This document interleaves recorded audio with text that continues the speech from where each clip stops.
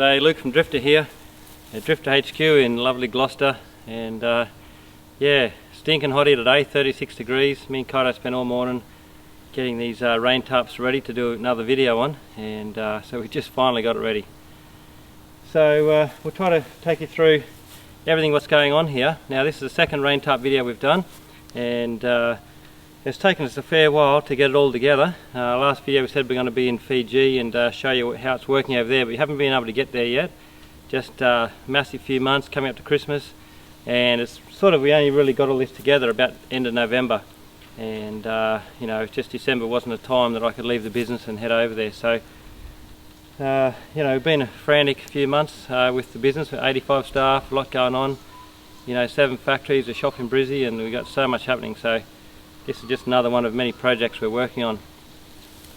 Anyway, but yeah, you know, the rain tarp has a lot of components to this, and it's a fairly simple system, but there is quite a few components that we had to design and redesign. The tarp itself had 3 or 4 versions come through where we wanted to redesign it a few times, and that's something that's got to get cut out differently and then sent up to Brisbane and get sewn and come back and then tweak it again. So we've done that 3 or 4 times. The bladders as well were a big thing. We had to get those redesigned a few times. So I've played around with 3 or 4 different designs with the bladders, and we come up with this design here now, which is just right. The poles all had to come get specially made from Japan as well, because all this stuff has to fit inside the drums. So we had to get special poles made up. That took some time, and you know, apart from everything else that we have to do here at Drifta, it just took a bit of time to get organised. But we've pretty much got it sorted now. I've got components as well for about 50 tarps here. And yes, we've got it all priced up, so you know, we'll put this on the website as soon as we can, and you know, they'll be available for purchase if you want to buy them. Now you'll be able to use them for camping, but the main reason we designed these was for the Sea Mercy project.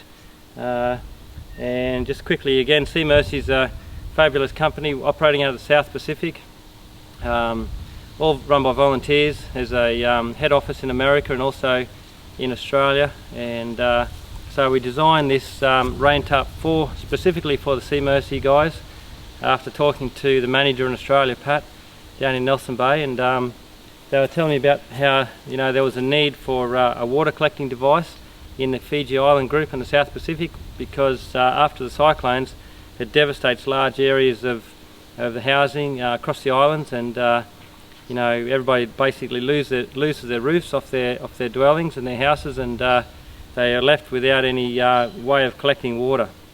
And it takes quite some time for the government or the aid groups like Sea Mercy to get their, you know, roofs built again and the houses built again and functioning, so they can collect their rainwater.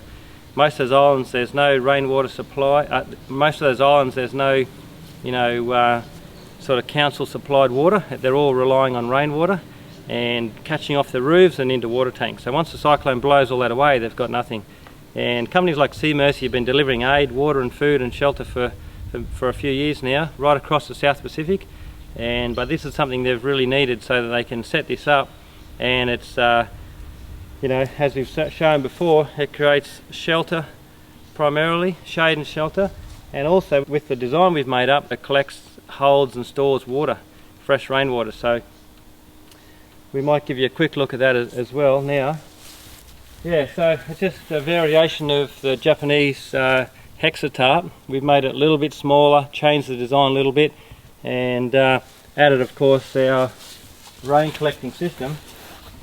Let's have a look at this, Kaito. So yeah, it's very simple, but we've got a nozzle here, like a little trunk going into the drum, and we've got this section here where it's got a piece of fiberglass inside there, and that provides this little gutter, like a flexible fiberglass gutter that directs the water simply down into the drum. So a very simple system, works incredibly well. Now this tarp's been set up in the backyard from that first video, so about 4 months it's been sat there, so it's been doing a lot of R&D really.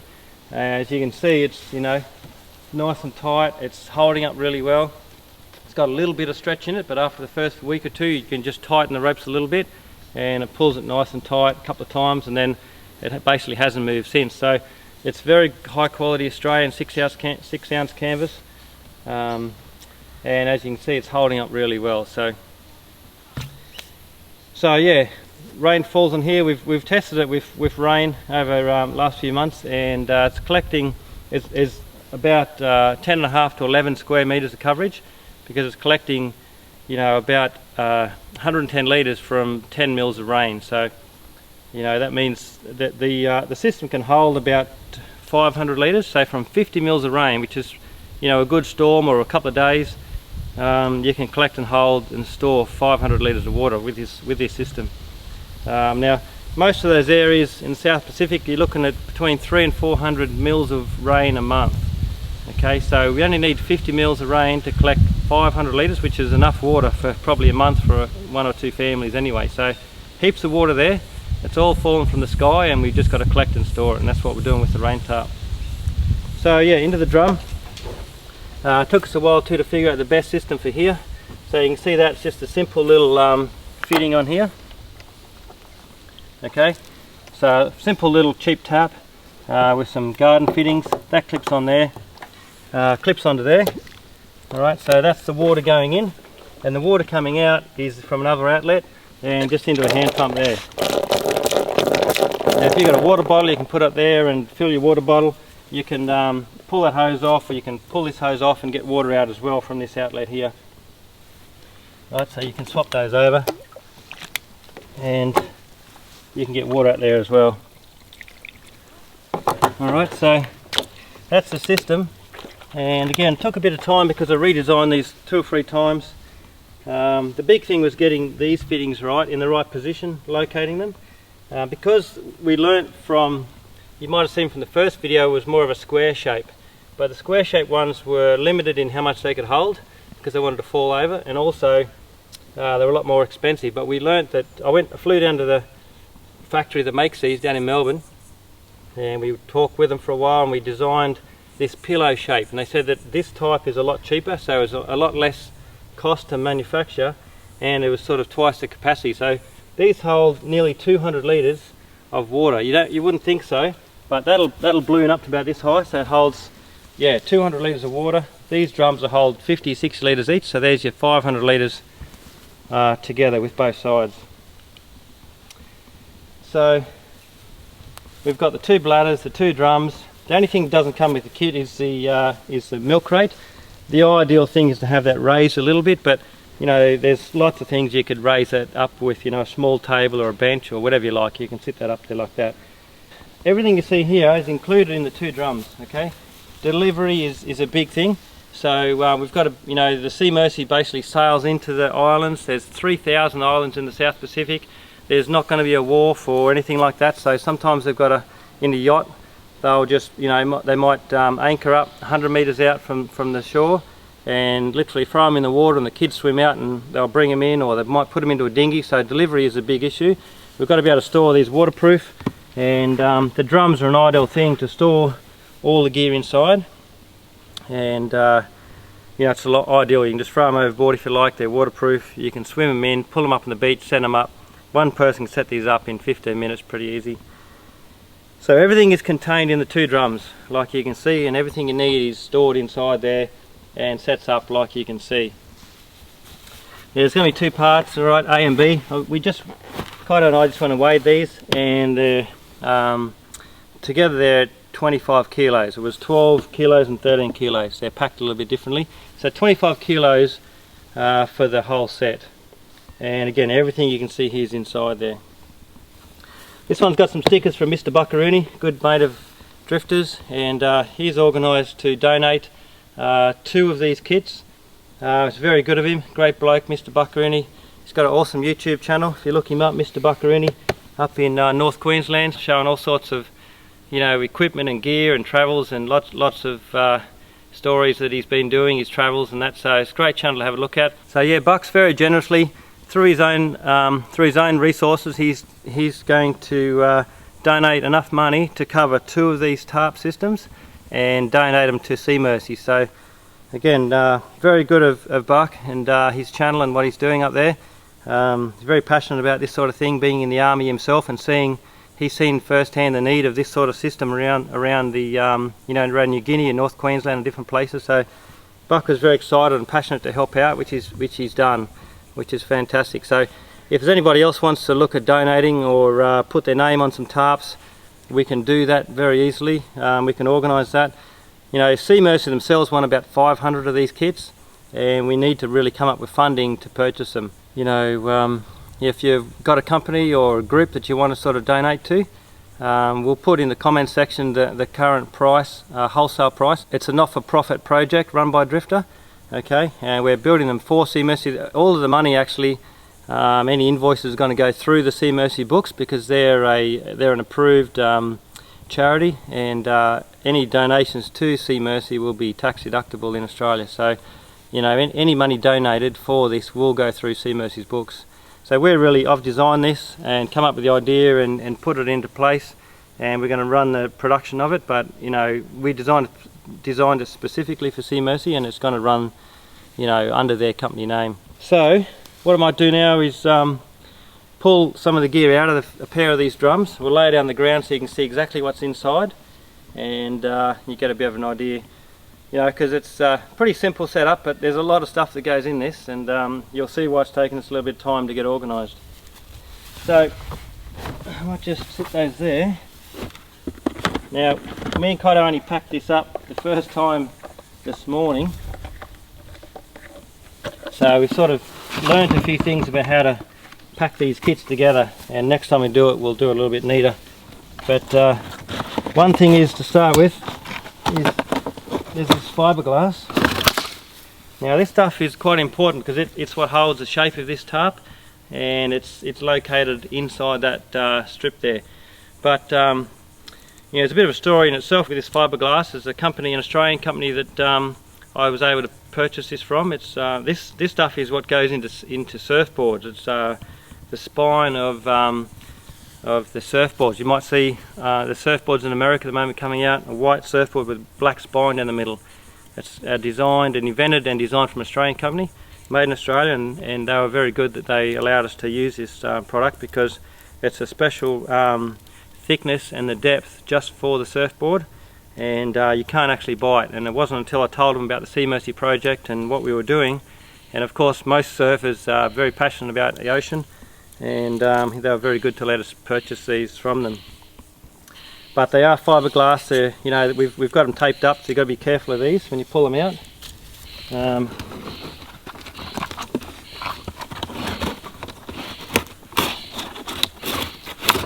Another thing to point out, yeah, with this fiberglass too, it's got to be a bit careful. You really need gloves on, because you can get some little tiny slivers of fiberglass in your fingers, and you know, so we'll have some instructions in this kit. That's one thing you've got to be a little bit careful of. Yeah, of course we'll have some good instructions that we're going to do up shortly. Something else to keep in mind, the majority of these products are all Australian made. The only things that aren't Australian are the tent poles and the ropes. Everything else is fully Australian made. So the drums come from Melbourne, canoe drums, and the collection bladders come from Melbourne as well. The fiberglass comes from Ingleburn in Sydney.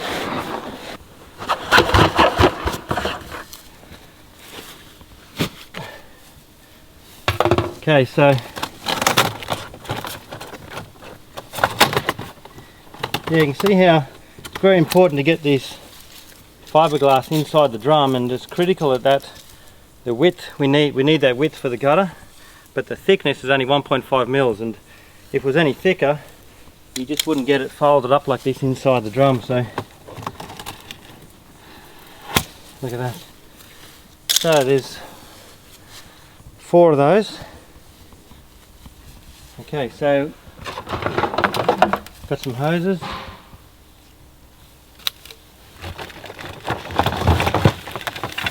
More poles.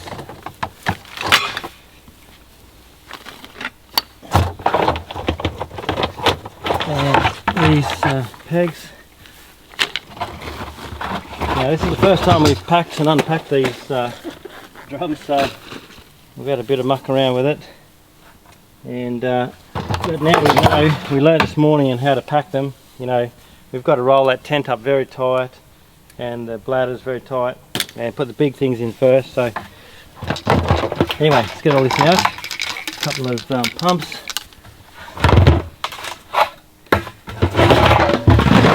All these fittings here. All these fittings here. So what we might do is just go through and show you each of the parts. Okay, so that's everything pulled out of the drum. We'll just give you a quick look at what it all is. So there's the 2 ropes for either end. Okay, then there's 6 ropes for the rest of the poles. Got some thread tape, 2 of these taps. Okay, so we've got this tap here with a fitting already on it and this fitting on there. And that tap's designed to go, this piece here comes out and that tap goes in there. Alright, so we've got 2 taps. We've got these pieces here, just normal male outlets that go on the end of a tap hose, and they go onto the under the bladders, screw straight under there. And one of the things that took us a bit of time with these was getting the right size for that. That obviously makes sense because it's the one size all the way through, so that works great. We've also got a couple of these ones so that you can blank that off if you like. If you wanted to take the hose off and use the hose elsewhere, you've got these that you can blank one of those off with. Piece of patch material, some zip ties for the pumps, a couple of the Bria hand pumps, Australian made hand pumps, and we're just going to zip tie those to the pole. Works pretty good. These poles here are a 3-stage Australian made pole, and another thing that took us a little bit of time, we found that it would have been nice to have these poles on all 3 outside poles, but this one here needs to be a little bit shorter than these poles. It's quite important to get the height of this just right, otherwise the water doesn't want to run. It sort of pools here and comes down, or it's very important that this all runs to here, and that's the lowest point, and that's not easy to do with a big tarp, because if water pools one little point, say here, it just sinks down and that's it, doesn't work. So very important to get this length right, but also trying to find something that fits in the drum. So we've got these specially made up in Brisbane. They're a 3-stage pole, and look at that. So you can adjust those down a little bit. If the ground slopes up there, then you can adjust these down a little bit. A bit more expensive, these poles. You know, they're twice the price, or 3 times the price of these ones, but these don't have any adjustability in them, so we had to go with 2 of those. Alright, so then these poles from Japan. So there's 2 poles there, another 2 poles, so they're the 4 outside poles, and there's your 2 big ones. Okay, so, and again they're specially made to go inside the drum. We've got our 2 bladders, 200 litres each. Okay, so that's them there. And 6 stakes. Now you can see the design of this Tarp in that this stake here takes 2 ropes, which is really good. So 1, 2, 3, there's 6 of those stakes. These are Australian made sand stake, 50 centimetres, and we've tried different stakes. This seems to be definitely the go for multi-purpose, you know, for sand, or also you know, sand or loose sandy soil. So we've gone with those ones. This is the hoses for off the drums, and the fiberglass, of course the tarp itself. So Australian canvas, and sewn in Brisbane. We get it cut in Newcastle, CNC cut in Newcastle, sewn up in Brisbane, and we sort of, it's a little bit big for us to manage these tarps, so yeah, that's pretty much the kit. And might lay this out shortly now and take some photos. But that's it. You can see it's a fair bit to put together, and that's come from, you know, it's a new idea, so it's all got to be individually sort of designed and organised, and you know, it's difficult to buy things, just 1 or 2 of them, you know. You get a couple, it's fine, and that's one price, but if you get 20 or 100, it's a lot different price. So, you know, it takes a bit of time to sort of buying a few at a time just to get the design right, but then to get the right price for say 100, you've got to look at all your prices all over again, so it all takes time. So that's in the kit. Now again, what we've talked about is these rain tarps. They can be delivered all across the South Pacific, and not only that, but all across the world. Anywhere you see, and you see it, you know, every month on the TV, there's a landslide, there's floods, there's tsunamis, there's hurricanes, there's cyclones, there's earthquakes, any natural disaster, very quickly the population becomes relying on aid, food and water particularly, and also shelter. And this is the tarp that can deliver in this 2-drum system the shelter and the water, because most of these areas it's raining and there's plenty of rain to capture. It's just a matter of storing it. Now the other problem is, and this is where I was talking to Pat, and where he was really concerned is that Pat was a yachty, and like surfers and yachties around the world, they're in contact with the ocean all the time, and they see the plastic problem in the ocean every day. So the yachties and the surfers are very passionate about plastic in the ocean, which is, because they see it firsthand. And if you just sort of live in the city or you live away from the ocean, you might not realise how big the problem is, but it's a critical problem in the world. And a lot of these communities in not just the third world, but a lot of communities in Southeast Asia and around the place, they just don't have effective rubbish control and rubbish collection. And in so many of these places, plastic bottles just end up in the river and in the ocean. And then once they're in the ocean, they stay there forever really. And the bottles themselves aren't such a problem, but once they break down, 10-15 years time, they break into 1,000 pieces, and that's where it becomes a real problem, because the fish, all sea life, ingests this plastic, and it simply kills them. And there's nothing really you can do about it. Once the bottles break up, you can't collect the plastic anymore. And I've picked up thousands of pieces of plastic on the beaches myself, and it's really disheartening to see how small a pieces these plastic breaks up into. You can pick a single bottle up off the beach very easily and put it in the bin, but if that breaks up into 100 pieces, then you literally got to pick up 100 pieces from the one bottle, and that's exactly what happens. And so the only thing we can do is stop the plastic going in the ocean. And when Sea Mercy and different aid groups are delivering plastic bottles, we saw it in Haiti and we see it right across the world. The critical thing is keep people alive, deliver water to them in water bottles if we have to, but then after that, the secondary problem is these plastic bottles go in the ocean, and then that becomes a problem for all of us down the track. So we've got to stop the plastic going in the ocean. It's critical. It's one of the biggest problems of our ages, and it's so simple. Just stop the plastic going in the ocean. It's not very difficult. But this tarp will become a big part of that, because it means that families can use this tarp and they don't need to be delivered plastic water bottles time after time, day after day. Hundreds and thousands of plastic water bottles, single use, that just get thrown away and end up in the ocean. So it's got a lot of good reasons for the tarp. If you want to get behind it, you can donate for the tarps, and we'll get some of these built and delivered and ready for deployment all around the world. So alright, that's pretty much it for this video. We've shown you what we've got, how it works again, and me and Kaito might do another video in a few days time and just quickly put one up so you can see one being erected. Not going to do it today. We're about worn out, stinking hot here, and we've been going all day since it's taken about 7 hours today to put all this together. We thought we were about ready to go this morning, but it's taken a long time to get everything ready, and we had to brand the tarps and everything. So I might just pull this tarp out actually on the ground, and you can see the size of it on the ground. How about that, Kaito? Alright. Knock off.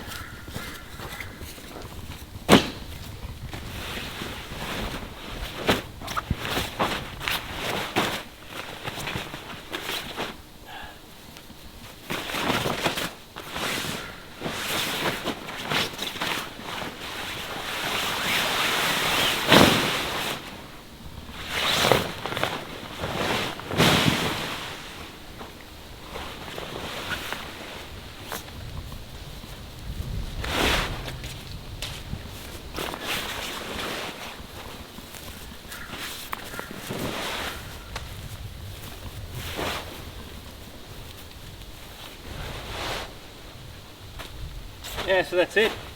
Lay it out, put the fiberglass in, peg the ropes out, stand the poles up, ready to go. 15 minutes.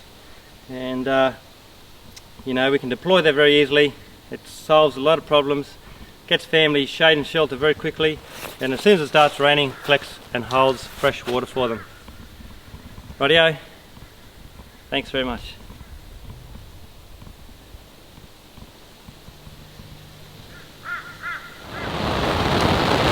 Righto, so we've put the garden hose on, and you can see that simulating the rain. It's beautiful under here, so much cooler when the rain's falling, and got that beautiful rain on canvas sound as well. You can see how quickly, if only had on for a few minutes, how quickly this fills up. So you know, you can see the leaders on the side here. If I turn that on there, that's now going to drain into the bladder. Okay, so you know, the tarp works really well as it runs off each side, and you can see how easily and effectively it collects the rainwater. So righto, well, that's it from us today. Second part of the Raintarp series, and we will get to Fiji in January sometime and set it up over there and show you how it's working in the field. So alright, that's all from us Saturday morning here at Drifta HQ. Thanks very much.